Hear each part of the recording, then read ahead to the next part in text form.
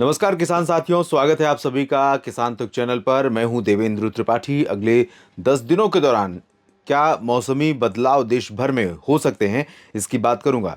इससे पहले दो वीडियो में आपसे मुलाकात हुई थी। एक था साइक्लोन से जुड़ा हुआ, जो साइक्लोन फेंजल को लेकर था, जिसमें सबसे पहले जब साइक्लोन के बारे में चर्चा भी नहीं हो रही थी, तब तो मुझे ऐसा लग रहा था कि परिस्थितियां बंगाल की खाड़ी में अनुकूल बन रही हैं कि साइक्लोन बन जाएगा। लेकिन उसके बाद मेट डिपार्टमेंट ने डिक्लेयर किया कि साइक्लोन बनेगा। फिर उसके बाद ये डिक्लेरेशन हुआ कि साइक्लोन की इंटेंसिटी तक नहीं जाएगा, डिप्रेशन या डीप डिप्रेशन ही रहेगा। उसके बाद फिर जाकर के लास्ट मोमेंट पर उसे साइक्लोन डिक्लेयर किया, और उसकी जो हवा थी, उसके प्रभाव से जो हवा की गति थी वो 80-90 किलोमीटर और गस्टिंग 100 किलोमीटर के आसपास पहुंची थी जब लैंडफॉल उसने किया था।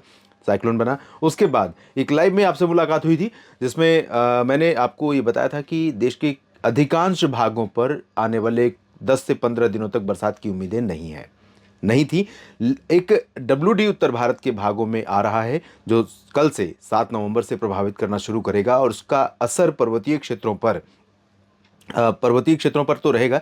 उसके प्रभाव से एक सर्कुलेशन भी बनेगा, जो इंड्यूस सर्कुलेशन होते हैं, और साथ ही साथ यहाँ पर मध्य भारत के क्षेत्रों पर एक एंटी साइक्लोनिक सर्कुलेशन जो क्लॉकवाइज घूमता है, इस तरह की अपर एयर में बनेगा, ऊपरी हवा में। और ये सिस्टम नमी को थोड़ा सा इधर से थ्रो करेगा। इधर से नमी पाकिस्तान की तरफ से अरब सागर वाली नमी आएगी, तो दो तरफ से नमी यहाँ पर आएगी, एक महाराष्ट्र होते हुए मध्य प्रदेश के पूर्वी रीजन में, और बाकी ये जो पूरा हिस्सा है। और इधर से जो नमी आएगी वो डब्ल्यूडी की पश्चिमी हिमालयी क्षेत्रों में, और साथ ही साथ जो इससे सटा हुआ प्लेन्स है, पंजाब, हरियाणा, चंडीगढ़, उत्तर प्रदेश का तराई वाला रीजन, ज्यादातर जगहों पर इन भागों पर बादल बनने की संभावना है। ये सैटेलाइट तस्वीर मैं आपको इसलिए दिखा रहा हूं कि इसके माध्यम से आप देखें तो बीच का कुछ हिस्सा सेंट्रल राजस्थान, मध्य राजस्थान से लेकर के महाराष्ट्र के कुछ उत्तरी क्षेत्रों तक, इसके बीच के हिस्से को छोड़ दें तो बाकी जगहों पर आप देखें तो वाटर वेपर यानी मॉइस्चर हवा में है, नमी है। और ये नमी अगर बढ़ेगी आने वाले समय में किसी सिस्टम के कारण, तो ये ट्रिगर करेगी क्लाउड फॉर्मेशन के लिए, यानी बादल बनने के लिए।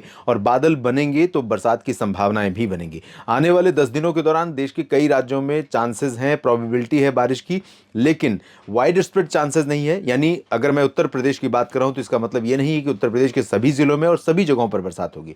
कुछ जिलों में, कुछ स्थानों पर, छिटपुट जगहों पर संभावना बन रही है। इस तरह की परिस्थितियां, इस तरह का परिदृश्य डेवलप हो रहा है। सबसे पहले मैं आपको हवा दिखाने का प्रयास करूंगा। अभी हवा चल रही है उत्तर पश्चिमी दिशा की, चाहे वो पंजाब हो या फिर बिहार का क्षेत्र हो, इन सभी भागों पर।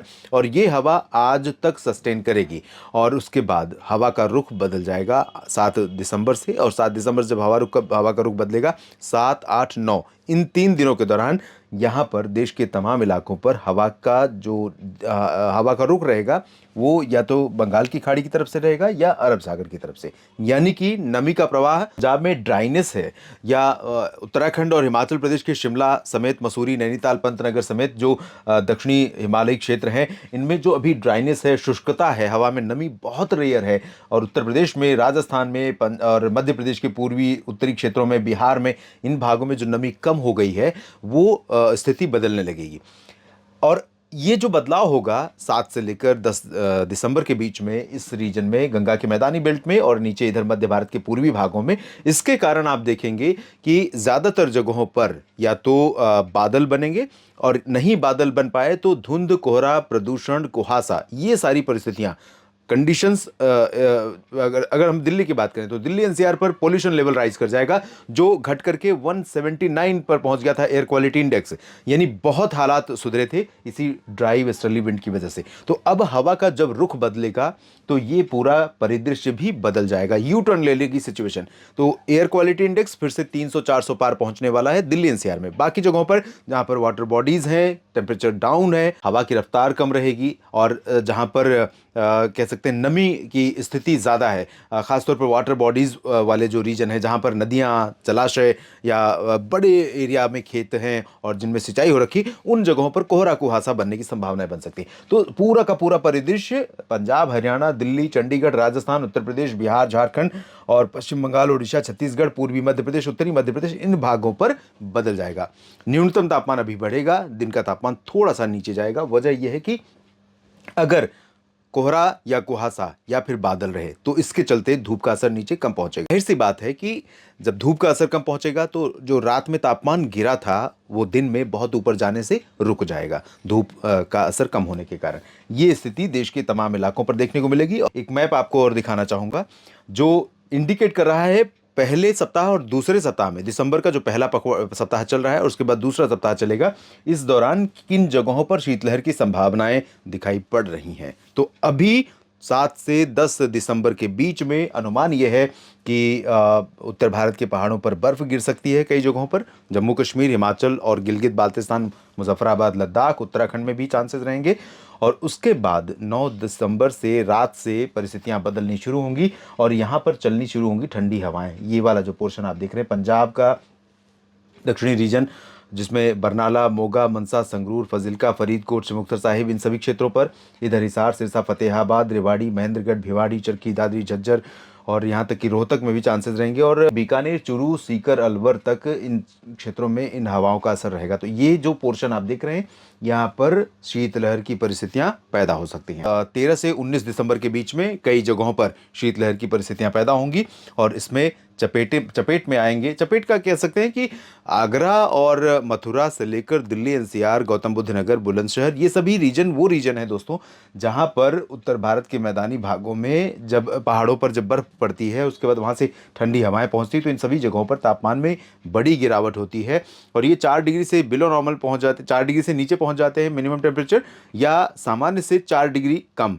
तो दोनों ही परिस्थितियों में शीतलहर का डिक्लेरेशन होता है। तो यहाँ जम्मू कश्मीर में जम्मू, पंजाब का पूरा रीजन, हिमाचल के कुछ हिस्से, हरियाणा का पूरा रीजन, चंडीगढ़, दिल्ली, राजस्थान के उत्तरी भाग और वेस्ट यूपी, इन सभी क्षेत्रों में शीतलहर की परिस्थितियां बन सकती हैं और बननी चाहिए, क्योंकि पाला भले न पड़े लेकिन जिस तरह का सामान्य मौसम हमें देखने को मिलता है उत्तर भारत के मैदानी भागों पर, वो अगर नहीं दिखेगा तो लोग इस सर्दी को मिस करते रहेंगे। जैसे इस बार दिल्ली, एनसीआर समेत तमाम जगहों पर अच्छी बरसात मानसून में हुई, भले गैप रहा कुछ कुछ समय पर लेकिन बरसात अच्छी हुई थी। तो इस तरह का जो मौसम का पीक समय है, चाहे वो सर्दी का मौसम हो या बरसात का, अगर उसका पूरा प्रभाव दिखाई नहीं दिया किसी भी पर्टिकुलर रीजन पर तो उस मौसम को लोग लगातार मिस करते रहते हैं। और अब बात करते हैं कि क्या संभावनाएं अगले 10 दिनों के दौरान दिखाई पड़ रही हैं। उससे पहले जेट स्ट्रीम की बात कर लूं।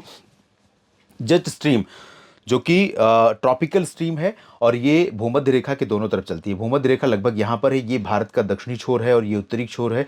तो उत्तरी छोर पर ये चलती है ट्रॉपिकल जेट स्ट्रीम, जो कि उत्तरी अटलांटिक ओशन से लगातार नमी लेकर आगे बढ़ती रहती है और ये इसका इंटरेक्शन होता है जब कैस्पियन सी और मेडिटेरेनियन से उठने वाली हवाओं के साथ, जिसे हम WD के नाम से जानते हैं। तो उत्तर भारत के पर्वतीय क्षेत्रों पर अच्छी बरसात होती है, स्पीड इसकी अच्छी है, लेकिन अभी परिस्थितियां ऐसी पॉजिटिव नहीं है कि ये WD से इंटरैक्ट करे। तो इस वजह से पहाड़ों पर इसका बहुत ज़्यादा प्रभाव दिखाई नहीं पड़ रहा है। फिर भी बरसात अगले 10 दिनों में कई जगहों पर संभावित है। 8 दिसंबर को उत्तर भारत के पर्वतीय क्षेत्रों पर पश्चिमी विक्षोभ पहुंच रहा है और पश्चिमी विक्षोभ के प्रभाव से भारत के हिमालयी रीजन में, जम्मू कश्मीर में, हिमाचल प्रदेश और गिलगित बाल्टिस्तान, मुजफ्फराबाद, लद्दाख तथा उत्तराखंड और हिमाचल प्रदेश के भागों में कई जगहों पर वर्षा होने और हिमपात होने की संभावनाएं बनेंगी। हिमाचल प्रदेश में मनाली, कुल्लू, शिमला और साथ ही साथ उत्तराखंड की अगर मैं बात करूं तो उत्तराखंड में भी मसूरी, नैनीताल और पंतनगर समेत जो हायर रीचेज हैं यहाँ पर कुछ बर्फ गिरने की संभावना बन सकती है। मसूरी में खासतौर पर धनौल्टी जो हाइट पर है, उन जगहों पर जो पॉपुलर हिल स्टेशन हैं यहाँ पर कुछ संभावनाएं बन सकती हैं। 7 से 9 के बीच में 10 को भी चांसेस उत्तराखंड में रहेंगे। और मैदानी भागों पर भी आप देख सकते हैं पंजाब, हरियाणा और चंडीगढ़ का रीजन, साथ ही उत्तर प्रदेश का तराई वाला बेल्ट, इन भागों पर बारिश की संभावनाएं बनेंगी 7 दिसंबर और 8 दिसंबर से। उसके बाद धीरे धीरे ये सिस्टम पूरा का पूरा बेल्ट शिफ्ट होगा पूरब की तरफ और वही बेल्ट जो यहाँ पर बनेगा उत्तर प्रदेश के पूर्वी भागों में और पूर्वी मध्य प्रदेश के रीजन में, वो धीरे धीरे मूव करेगा इधर की तरफ। तो यहाँ पर छत्तीसगढ़, उड़ीसा, झारखंड, पश्चिम बंगाल और बिहार के कुछ भागों में भी बारिश दे सकता है।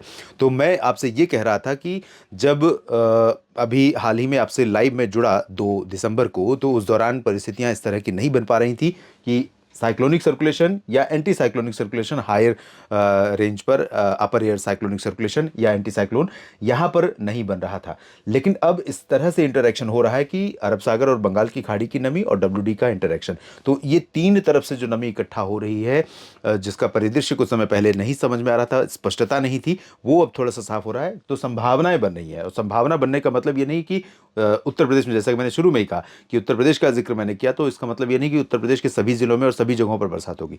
कुछ कुछ जगहों पर संभावनाएं, पॉसिबिलिटीज बनेंगी, प्रोबेबिलिटी बनेगी, यानी थंडर क्लाउड्स डेवलप होंगे और पहुंचेंगे।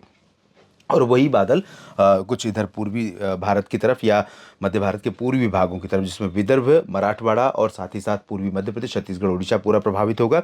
और वैसे महाराष्ट्र में तो अगले 2 दिन तक यहाँ नासिक और जलगांव, अकोला, मुंबई तक बारिश की संभावना रहेगी। उसके बाद परिस्थितियां बदलेंगी और पूर्व की तरफ शिफ्ट हो जाएगा रेन बेल्ट। दक्षिण भारत के भागों में अच्छी बरसात होने की संभावना अगले 10 दिनों में है, जिसमें तमिलनाडु, कर्नाटक, केरल, लक्षद्वीप, पुदुचेरी और तेलंगाना तथा आंध्र प्रदेश भी शामिल है। ओवरऑल नॉर्थ ईस्ट मानसून यहाँ पर सेटिस्फैक्टरी अभी तक रहा है, कह सकते हैं। जहाँ पर डिफिशियंसी थी, साइक्लोन आने के कारण बारिश के आंकड़े बढ़ गए हैं, भले नुकसान हुआ है वो एक अलग विषय है, लेकिन बारिश सामान्य हो गई है ज़्यादातर जगहों पर, और कुछ जगहों पर कर्नाटक में खासतौर पर सामान्य से ऊपर है, तो कई जगहों पर बरसात यहाँ पर सामान्य से ऊपर पहुँच गई है।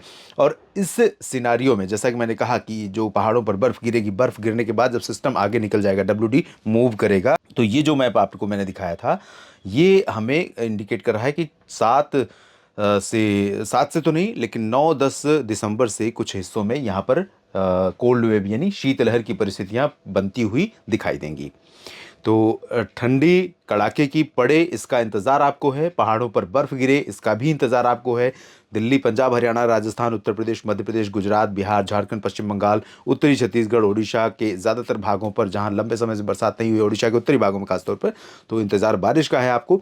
कुछ कुछ जगहों पर ये इंतज़ार इस सप्ताह में, इस 10 दिन के अंतराल के बीच में पूरा हो सकता है। ये वीडियो पूरा देखने के लिए आप सभी का बहुत बहुत शुक्रिया। लगातार बने रहिए मेरे साथ, मुझे फॉलो करते रहिए। जानकारी ठीक लगे तो वीडियो को शेयर और लाइक करिए। अपने क्षेत्र के मौसम के बारे में कमेंट बॉक्स में ज़रूर लिखिए। धन्यवाद। अगर ये वीडियो आपको पसंद आया है तो इसे लाइक ज़रूर करें। अगर चैनल अभी तक सब्सक्राइब नहीं किया है तो कर लें और नोटिफिकेशन पाने के लिए बेल आइकन भी दबा दें।